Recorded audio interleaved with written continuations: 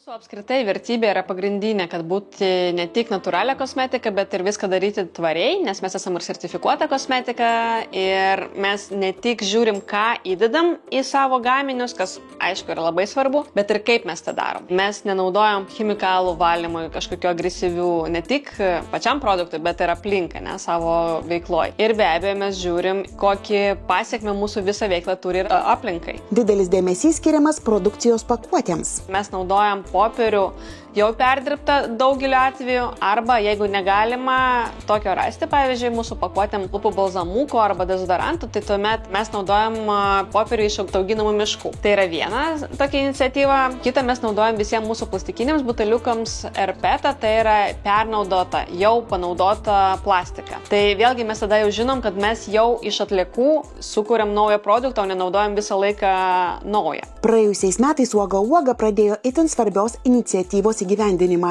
Vienas iš didžiausių mūsų projektų tai yra refilų projektas papildymų. Taip mes matom, kaip konkrečiai žmogus, jau pirkdamas naują produktą, gali prisidėti prie to, kad mažiau išleidžia medžiagos naujai pakuotei. Mes jau esame išleidę pudrų papildymus, tai jums jau nereikia, kai jūs išnaudojat vieną pakuotę, jums jau nebereikia pirkti stiklinę, metalinę pakuotę, nes ji atrodo vis dar gerai, ją sunaikinti yra sunku, jinai neapsitrina ir jūs tiesiog perkat papirinį maišelį, kurį įpilat į tą stiklinį induką.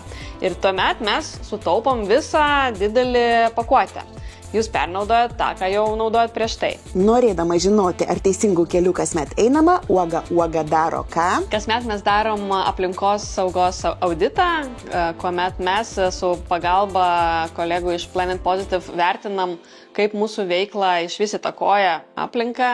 Mes skaičiuojam, kiek mes suvartojam degalų ir kiek mes suvartojam energijos, vandens, kokios mūsų yra pakuotės, kiek yra CO2 emisijų susijusių su to, kad mes atvežam žaliavas ir pakuotės, su tuo, ką mes išleidžiam į rinką. Tuomet mes viską pasižiūrim, pagalvojam, kaip mes galim tą mažinti, kaip mes galim gerinti situaciją ir taip pat tą CO2 kompensuojam atsodindami mišką.